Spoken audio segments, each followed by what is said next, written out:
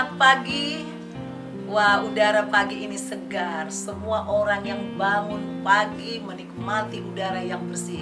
Makanya kita nggak boleh malas-malas bangun. Saudaraku, hari ini kita akan menikmati sarapan pagi kita, sarapan hikmat Tuhan dari kitab Amsal pasal 17 ayat 7. Dengan saya Pendeta Deborah Dumasi Syanipar Tambunan dari CBM 7 TV atau Christ Bride Ministry Jakarta, Indonesia. Saya bacakan seperti ini. Orang bebal tidak layak mengucapkan kata-kata yang bagus, apalagi orang mulia mengucapkan kata-kata dusta. Ada 4 kata yang penting kita perhatikan. Pertama, orang bebal. Kedua, orang mulia. Orang bebal, orang mulia, kemudian kata-kata yang bagus, demikian juga kata-kata dusta. Nah, ini sebenarnya semacam kebalikannya. Dikatakan, orang bebal tidak layak mengucapkan kata-kata bagus. Udah beberapa kali kita mencoba membuka tentang bebal. Bebal bukan berarti bodoh, saudaraku. Bebal adalah orang sebenarnya tahu, tapi memang dengan sengaja dia tidak mau mendengarkan firman Tuhan, menolak kebenaran, ya, dan akhirnya juga memang jadi bodoh. Tapi bukan dasarnya dungu, ya. Orang cerdas juga bisa jadi bebal. Dia ditegur berkali-kali nggak mau berubah. Nah, ini orang bebal. Dinasehatin berkali-kali nggak mau berubah.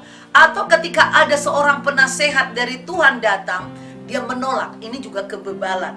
Nah, maka dia tidak layak mengucapkan kata-kata yang bagus. Layak aja nggak layak, kata firman Tuhan.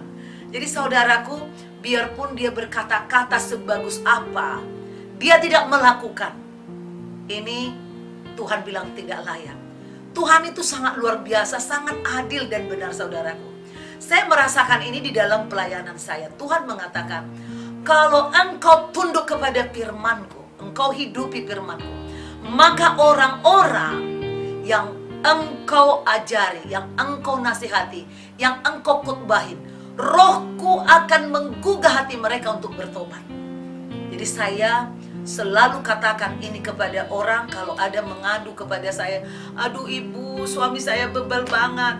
Aduh ibu, istri saya bebal. Anak saya bebal, orang tua saya bebal. Saudaraku, hilangkan semua label itu. Tuhan sanggup, tapi kita dulu yang berubah. Perbuatan kita, perkataan kita, tindakan kita. Kalau ada orang berbicara, kalau ada orang berkhotbah, sudikah kita mendengar? Sudikah kita mempelajarinya, saudaraku? Siapapun itu, hormati terlebih dahulu orang yang berbicara kepadamu, maka orang pun akan menghormati pembicaraanmu. Saya selalu belajar, walaupun saya tidak suka misalnya dengan seseorang, tapi kalau seseorang berkata, saya berusaha memperhatikan. Apapun itu, siapapun, dari situ Tuhan bisa mengubah, memberi hikmat kepada kita. Nah, dikatakan apalagi orang mulia mengucapkan kata-kata dusta, lebih tidak layak lagi. Apa sih orang mulia? Orang mulia bisa saja itu orang berpangkat.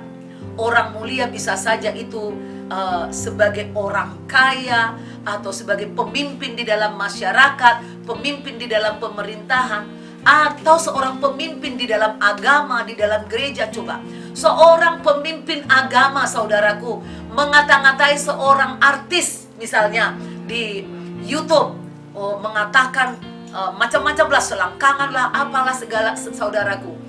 Itu tidak layak orang mulia. Lalu ketika dikatakan, kenapa kamu sebagai pemimpin agama mengucapkan itu? Dia menjawab, oh ada ayatnya, orang seperti itu lebih memang layak, harus dikata-katain seperti itu. Alkitab tidak seperti itu, tidak mendua hati. Siapapun yang saudara tegur, siapapun, ada kuasa Roh Kudus. Tanpa kuasa Roh Kudus, orang lain yang kita nasihati tidak akan bertobat, saudaraku.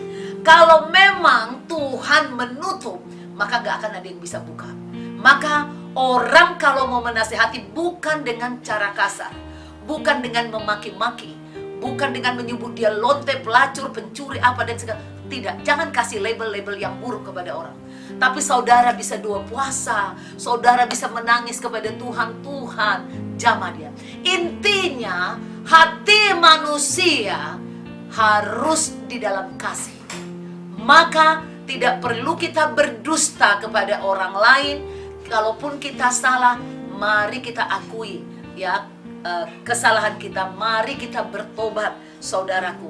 Inilah yang dikatakan, tidak layak orang fasik mengucapkan kata-kata yang bagus. Dan juga orang mulia tidak layak kita mengucapkan kata-kata dusta, kata-kata makian, tidak layak.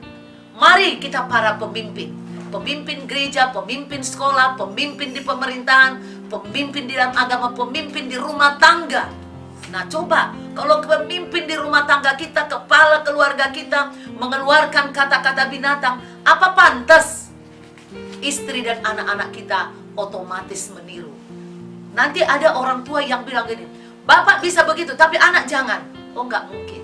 Semua yang kita lakukan akan dikopi seisi rumah kita. Tinggal tunggu tanggal mainnya, saudaraku. Demikian firman Tuhan, sharing yang rema yang dapat saya dapatkan pada pagi ini. Saya berbagi kepada saudara. Jika saudara terberkati dengan rema ini, silakan saudara klik kembali berulang-ulang di YouTube. Saudara like, subscribe, saudara juga share kepada orang. Ingat, CBM 7 TV. Klik di YouTube saudara. Sampai jumpa besok pagi. Tuhan Yesus memberkati. Jangan lupa ambil bagian dengan 2 jari saudara. Share ke banyak orang. God bless you.